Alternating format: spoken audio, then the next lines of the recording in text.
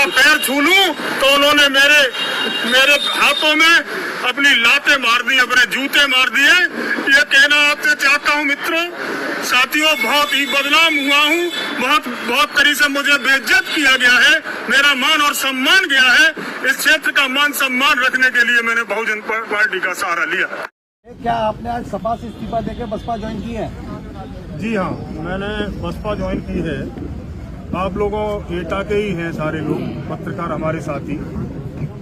आपको पता होगा कि माननीय अखिलेश यादव जी आए थे, एक जनरथ यात्रा हुई थी, आप सारे पत्रकार लोग एकत्रित थे।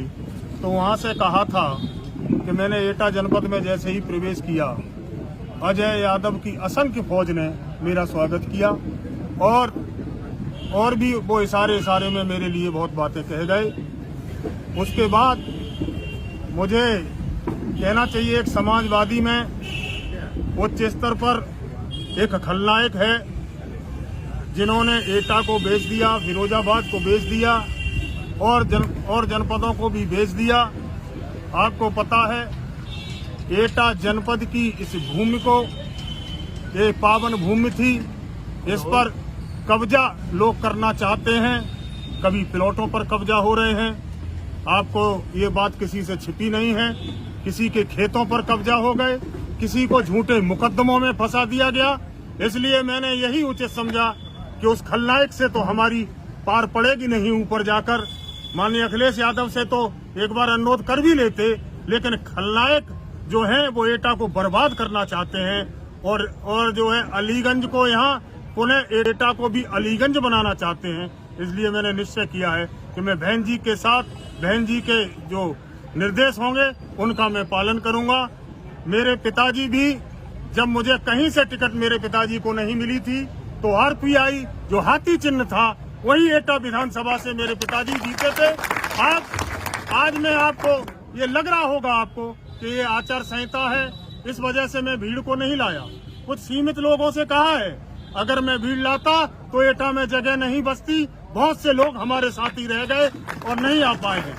आप विश्वास कर लेना, आप लोगों की कृपा होगी, माननीय बहन जी की कृपा होगी, तो ये झोली बहुजन समाज पार्टी के, बहुजन समाज पार्टी जिंदाबाद, बहुजन समाज पार्टी जिंदाबाद। सीट से प्रत्याशी भी होंगे बसपा के प्रत्याशी। यार बहन जी का आशीर्वाद होगा तो होंगे। सदस्यता मैंने ग्रहण कर ली। आपने सपा से इस्तीफा दे दिया है? हाँ, इस्तीफा दे दिया। अच्छा, ये बताइए, जो आप खलनायक बता रहे हैं, ये कौन है जिसने आपकी टिकट को रोड अटका दिया? आप कह रहे हैं हमारी टिकट सपा में पक्की थी। खलनायक आप जानते हैं, लेकिन मुझसे ही कहलवाना चाहते हो तो आप जो है पत्रकार है, सब जानते हैं। मैं इशारा भी कर रहा हूँ आपको, फिरोजाबाद सत्यानाश कर दिया, फरुखाबाद सत्यानाश कर दिया। एटा नहीं, डरते नहीं है, हम मुकाबला करेंगे। डरते तो घर में बैठ जाती। डरने का नाम क्या बता दें? आप नहीं जानते हैं। इशारों की भाषा नहीं, साफ बताएंगे। साफ नाम नहीं ठीक लेता है लेना, आप खुद समझदार हैं। अच्छा, क्या अखिलेश यादव जी ने आपको वादा किया था एटा सीट से लड़ने का? मैं तो 2.5 साल से तैयारी कर रहा था। माननीय अखिलेश यादव ने कहा था मुझसे, क्या कहा था? कि जाइए मेहनत करिए और चुनाव में लड़ाएंगे।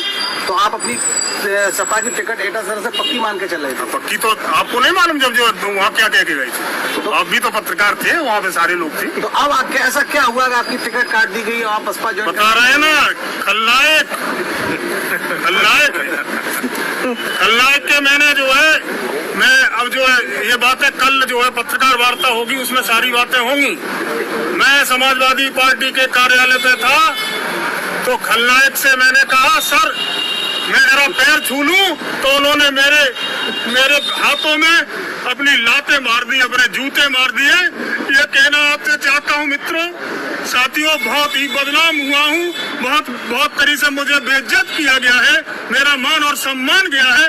इस क्षेत्र का मान सम्मान रखने के लिए मैंने बहुजन पार्टी का सहारा लिया। अजय यादव जी, आप बहुत बड़ी बात कह रहे हैं कि आपने उनके पैर छूने की कोशिश की, उन्होंने पैर पर लात मार दी, ये तो बहुत बड़ा अपमान है। बिल्कुल अपमान किया, मैं आपसे बिल्कुल गलत नहीं कह रहा हूँ। कुछ और भी लोग भी थे यहाँ पे, लेकिन जो लोग हैं वो समाजवादी पार्टी के थे लोग, वो कहेंगे नहीं इस बात को, लेकिन मैं बिल्कुल सत्य कह रहा हूँ। मैंने जब कहा मैंने कि लाओ साहब पैर छू लूं आपके, तो उन्होंने लात मार दी मेरे हाथों में, कहा कि जाओ जिसको टिकट दे दी है उस योगेंद्र को उसको लड़ाओ जाके, ऐसा मुझसे कहा गया, और जाइए यहाँ से, चले जाइए। मैं अखिलेश यादव से फिर मिलने की कोशिश करता रहा तो उन्होंने फिर जो है वही खलनायक ने साफ मना कर दिया कि एटा वालों किसी को मत बुलाइए, जो कर चुके हैं आपको कर दिया। आप बार बार खलनायक खलनायक कह रहे हैं, कहीं आपका इशारा रामगोपाल यादव जी की तरफ तो नहीं है? अब आप जैसा समझे, अगर आप स्पष्ट बताना चाहें, क्योंकि ये बहुत बड़ी बात कर रहे हैं आप, नहीं, और राजनीति में सब कुछ आपको ही से बताना चाहिए। आप जो है खुद समझदार हैं। ये क्या कहना चाहेंगे, क्या पूरा घटनाक्रम हुआ?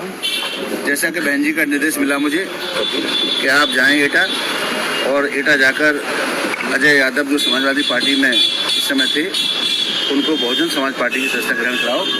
तो मैंने जनपद एटा के संगठन के साथ मिलकर, और अलीगढ़ से मेरे साथ चलकर आए हैं मुकेश चंद्रा जी, वो मेरे साथी हैं, आज उनके सबके समक्ष हमने सदस्यता ग्रहण कराई। तो क्या अजय यादव जी सदर सीट से एटा से चुनाव भी लड़ेंगे बसपा से? आपने डिमांड की है टिकट की, और माननीय बहन जी का निर्देश चलता हमारे यहाँ, और जैसा कि बहन जी निर्देश समय शाम तक बता देंगी, और अगर वो हाँ करती है तो चुनाव लड़ा जाएगा। इससे पहले एक संजीव गुप्ता गुड्डू है, उनको टिकट दी थी बसपा ने, उनका कहना था वो प्रचार कर रहे थे कई महीनों से, उनका क्या होगा?